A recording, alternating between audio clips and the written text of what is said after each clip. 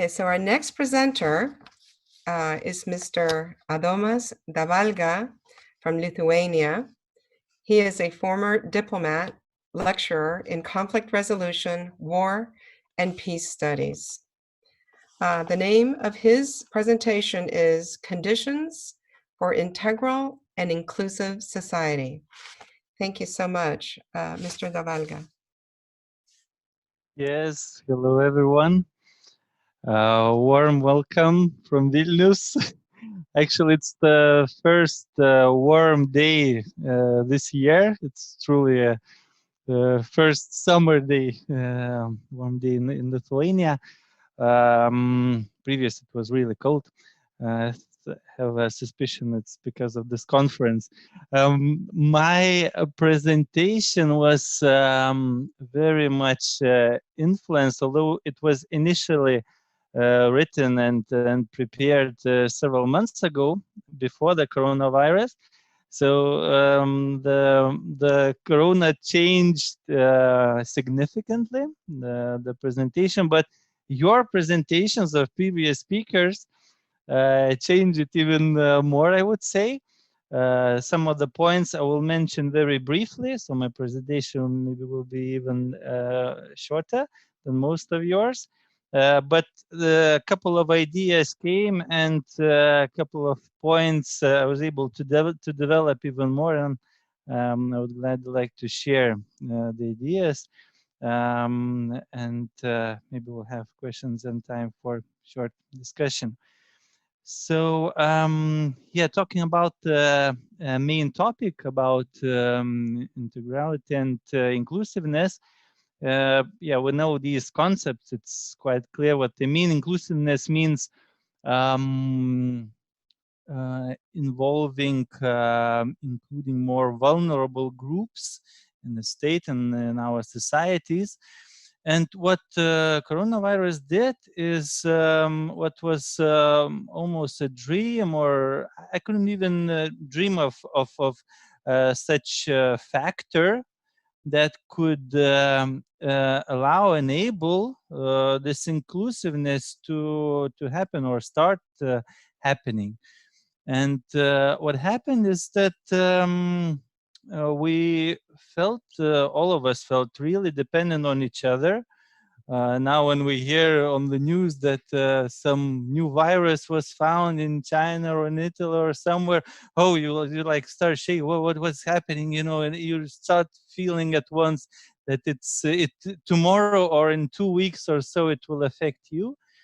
And this brought our societies, countries, to people to higher social sensitivity. Also, yeah, all of us started to feel, have this feeling global. We had many feelings before that, but that feeling global, I think most of my friends started to follow the news. Most of them, not from the diplomatic corps, but let's say people who usually don't follow the news, they started to do that.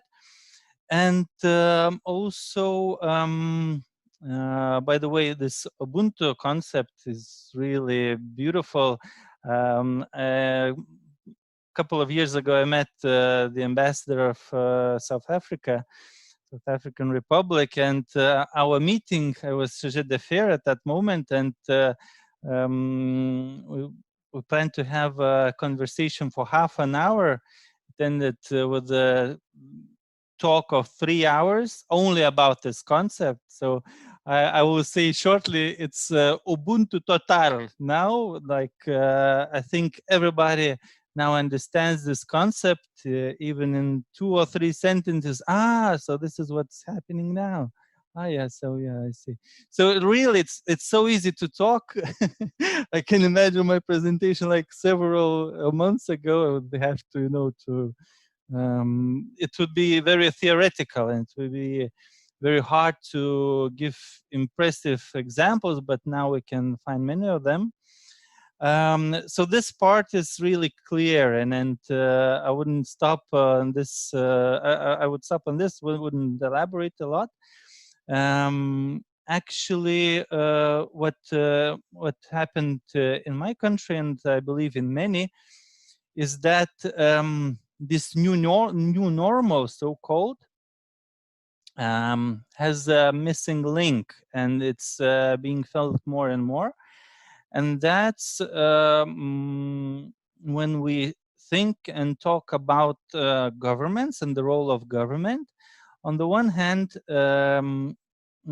it's the responsibility of the governments increased, how state government should deal in this situation, how they should ensure this very fragile balance in the society among various groups, when millions of people become unemployed, and a lot of really sensitive issues arise. And in this extreme, let's say, situation where I know this how apparatus works. It's really hard even during the smaller crises usually. So this is a big crisis, and when all of your workers, let's say diplomats, and then state people are, let's say, mostly now working virtually, connected virtually, it's even harder. But yeah, what happened is that coming back to integral and inclusive situation, is that ordinary people, as if we can say so, so not statesmen, felt that they are responsible for public goods. They're responsible for this inclusiveness, to take care of vulnerable groups. And what happened, for example, the movement of volunteers became so huge. Also, factor was that huge unemployment, and many people who are not working, even famous people from culture, let's say actors and so on, people will know, and ordinary people, let's say not so publicly vivid, joined the voluntary movements. And so they became very active in public life and caring for other people. And this is why this is important, because they compensated this missing link. It's really extraordinary, and I'm sure that Dr. Leah Mandler, she will be speaking tomorrow at this conference. She will elaborate. The title of her presentation is "Disaster Diplomacy: COVID-19 and International Relations." So yeah, she will talk. I'm sure she will tell us more about what is this disaster about. But when you think that there are, let's say, many states will have less money on defense and other, let's say, state functions, more and more people or public will take the responsibility of caring for many functions that the state was caring about. And what levers do we have in this situation? So we have 3 levers. All of them were mentioned in previous presentations, so I won't say anything new, but some very interesting idea came and could be elaborated.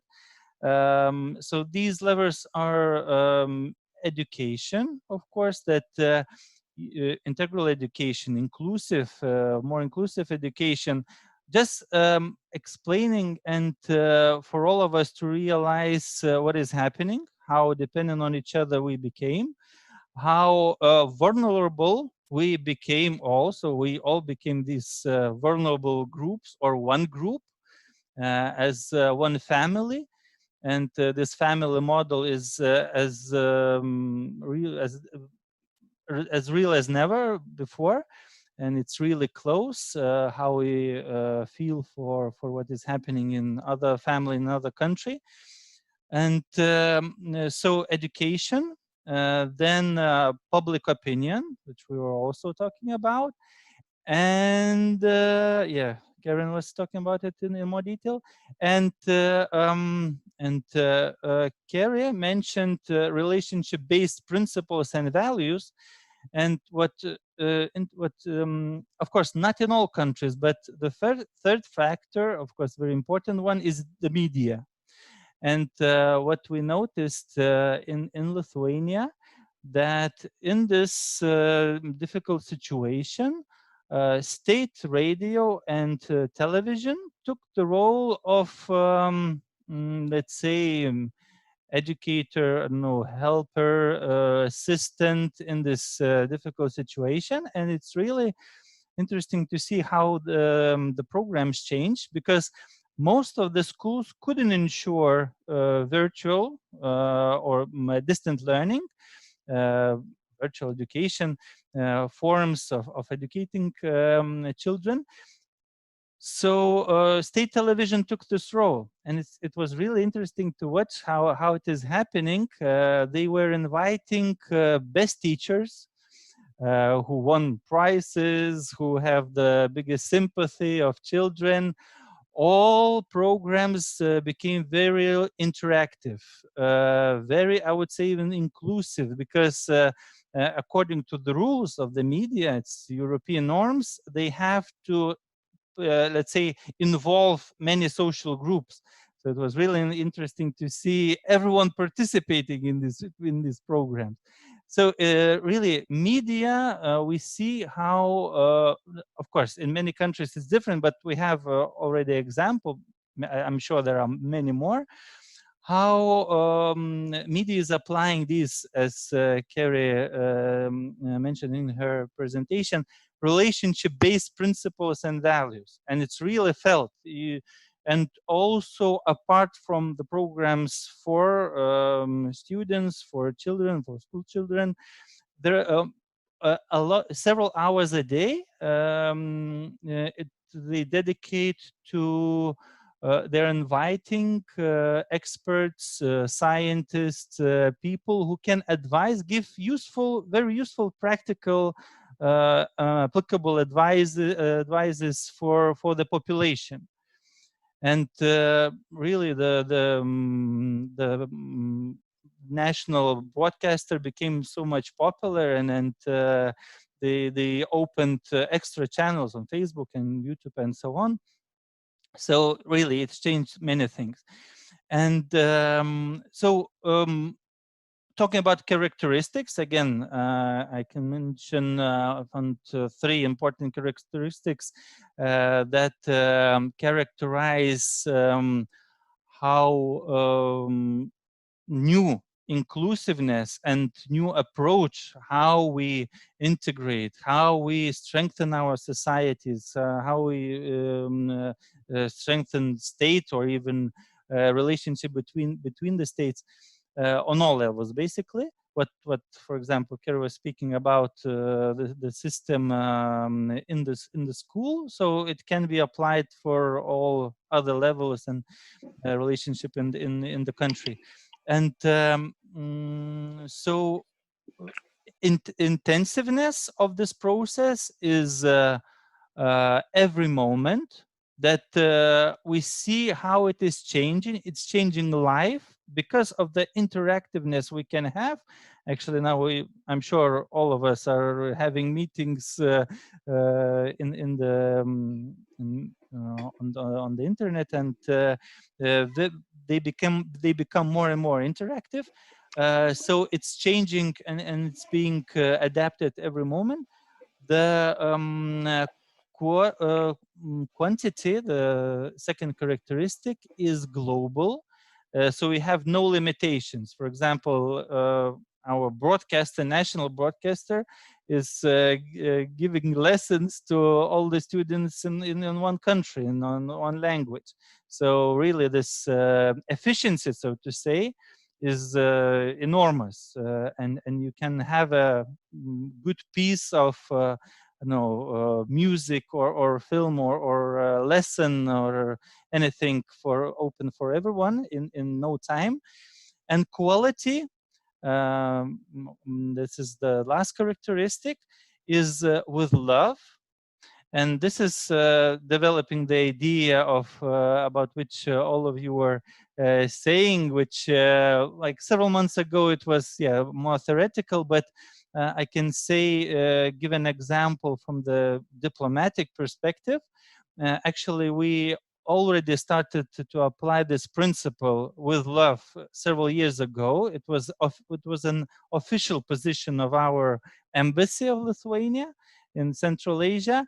What does this mean? We found out that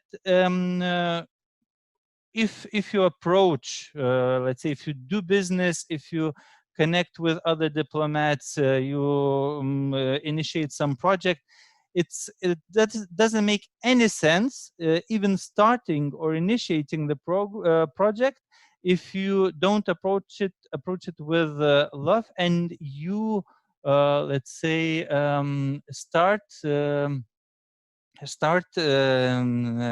do any action by forgetting this principle. Why? Because in the let's say complex environment, we found out we made an experiment. Let's call it an experiment. It lasted more than 4 years, and we've built a network of connections of people who were willing so much to help us. Actually, we were not initiating any of the projects. People, let's say, were approaching us, so it's like everything upside down, let's say. We didn't have to call anyone, to ask for anything to do, or the deadline is approaching, let's do it faster. No need for that. Only we decided that we invest in this good relationship with statespeople, journalists, and so on.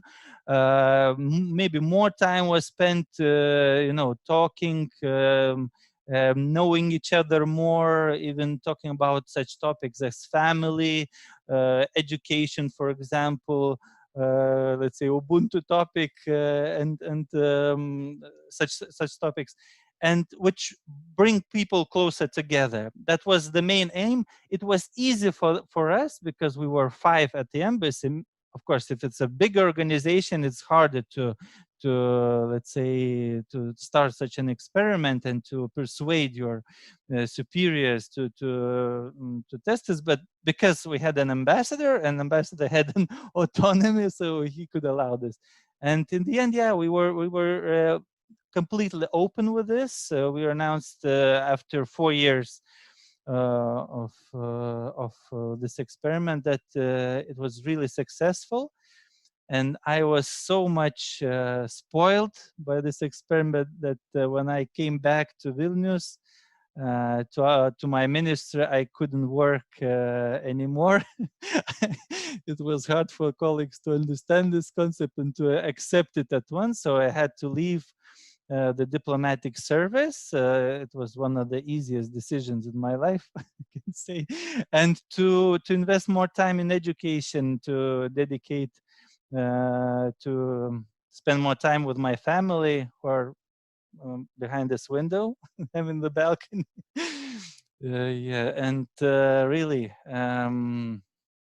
many things are changing, and I'm so glad to be with you here.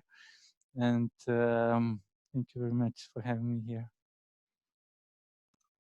Thank you so much. Thank you so much. Do we have any questions?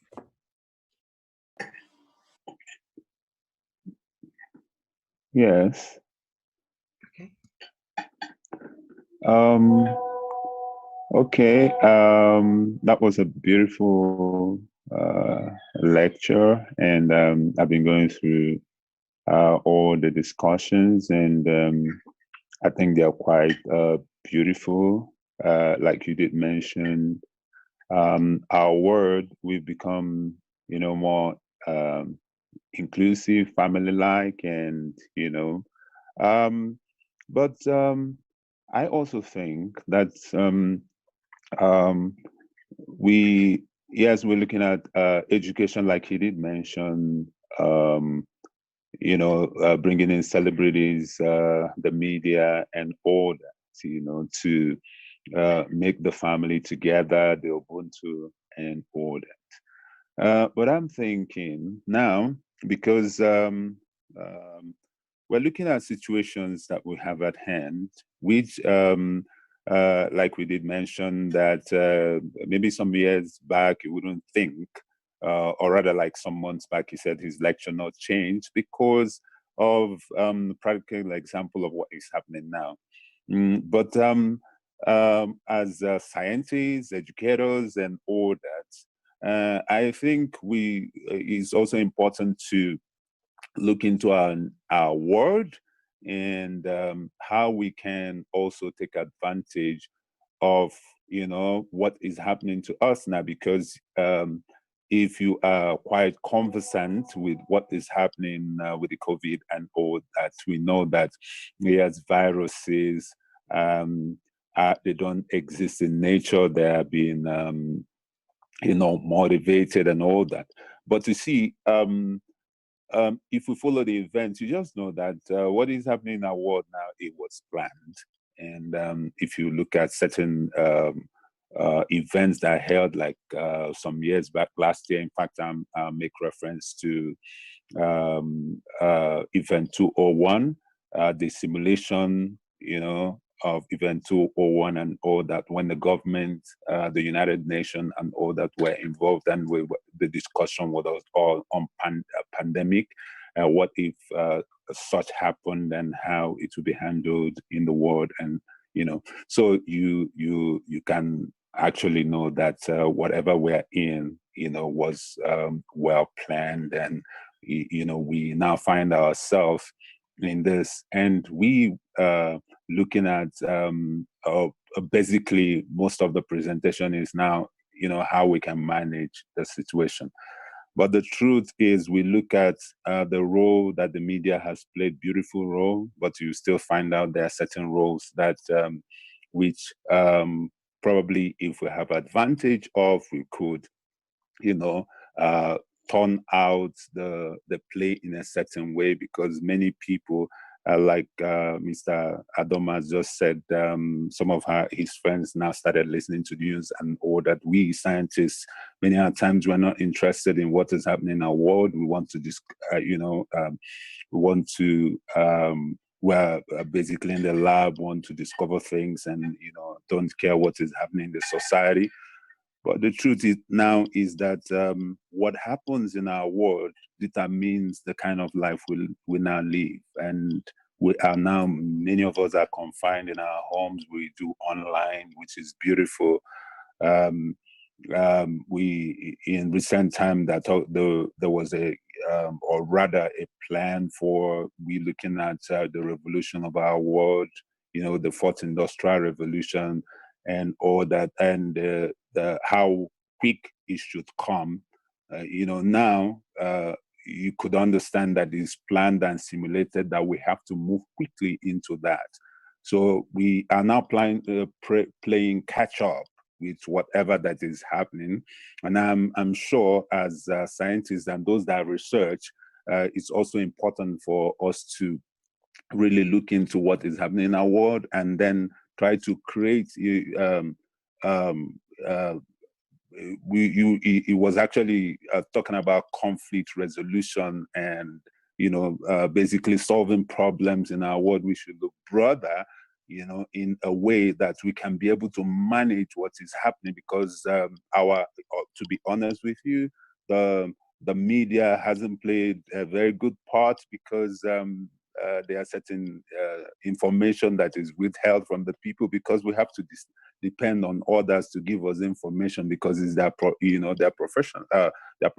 And many scientists that also have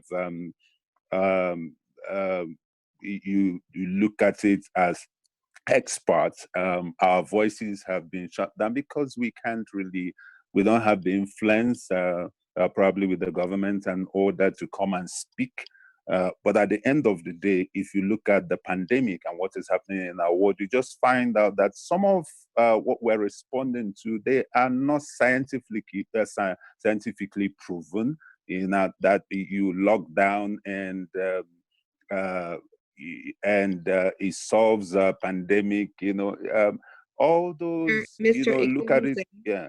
Mr. Ikuwense, I'm so sorry to interrupt. Our e-Congress is going to end in about a minute. Okay, let me summarize. Well, the thing is, could you come and maybe we could ask your question tomorrow? Can you join us tomorrow? Okay, I'll do so. All right. Thank you so much. Thank you so much. Thank you for thank you for my Congress. Thank you. All right. So actually, thank you again, Professor Mr. Adomas, and I will pass this on to see if Professor Ephraim would like to say a few words in closing. Thank you so much.